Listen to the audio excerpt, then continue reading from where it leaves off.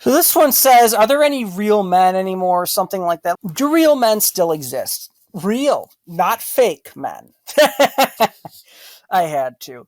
Keep God first always. Okay, look, I know this is touchy, but when people basically try to say you must love God or something, that's a major turnoff for me. I am atheist, and while I don't have a problem with you believing in God and all that stuff, what I do have a problem with is you saying you need to do this too, and holding it so high that you feel the need to basically highlight it in your profile. If you have a problem with me being atheist, that's just as wrong as me having a problem with you being religious.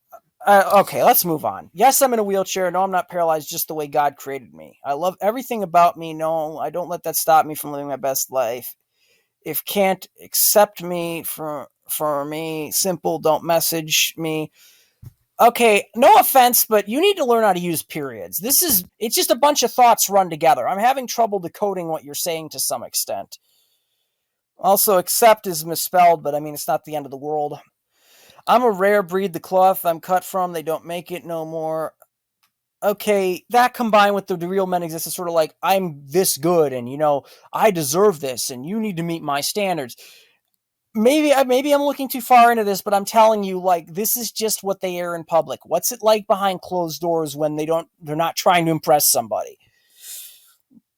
I'm drama-free, stress-free. I'm not materialistic. Money doesn't move me. Time, attention, loyalty, honest, consistency moves me to be honest. Okay, I can agree with that. If you're looking to play games and waste my time, please don't message me. That's fair. I'm here looking for friends, possible relationship, whatever you want to know, ask. I'm not here looking for sex, so keep that creep-ass shit to yourself or you will be blocked. I'm in a wheelchair, yep, and single, but baby, I'm not desperate. I have standards, so no catfish, no creeps, no thugs, drug dealers, no old-ass men. Please. I mean, okay, look, I get that typically people who seek out younger people, this person's in their 30s, so it's not like, pedophilia or anything, but typically people who seek out younger people, there's something going on there. But I mean, old men can have healthy relationships with people in their 30s. It's not common, but, case-by-case basis. Don't just stigmatize. Also, the fact that you capitalize it and rant about it just seems like, I don't know. It's kind of a bit of a turnoff to me. I know, it's a turnoff to you too, right? I'm tired right now and my brain's not functioning properly, but it is kind of a turnoff to me, sort of like you're ranting and you're yelling at me and telling me, hey, you need to do this and you do that. I don't like to be told what to do, okay? I just don't like to be told what to do. It also is kind of concerning that you snap that easily, because it feels like maybe you have to walk on eggshells around this person. And if you did anything wrong, even if it was minor and unintentional, you'd get called out or blocked. I don't want to do that in a relationship. That's not healthy. I had a relationship once where I felt like that. I've had relationships like that where I felt like that. There was one where I basically had to lie about doing things that I supposedly promised to do with them years ago and then they never brought up again. Because if they found out that I went without them, even if it was, an honest mistake, I would have intended to go again with them later on, they would just ruin the day. They'd get all on my case, make me feel like crap, criticize me, and wouldn't understand that, no, I can't remember every single promise I made. And it's not like I went with a bunch of other people and excluded you. I just went by myself. Like, one of them was, let's go on a bike trail together. But why do I have to not go on it until you're available and you go with me the very next time? Another one was Buffalo Wild Wings. They would get on my case about going to Buffalo Wild Wings without them, even though they literally said I don't like Buffalo Wild Wings. So one time I went without them and I forgot the promise because I was stressed out and overwhelmed. And I remembered later, so I tried to hide it because it would be a fight.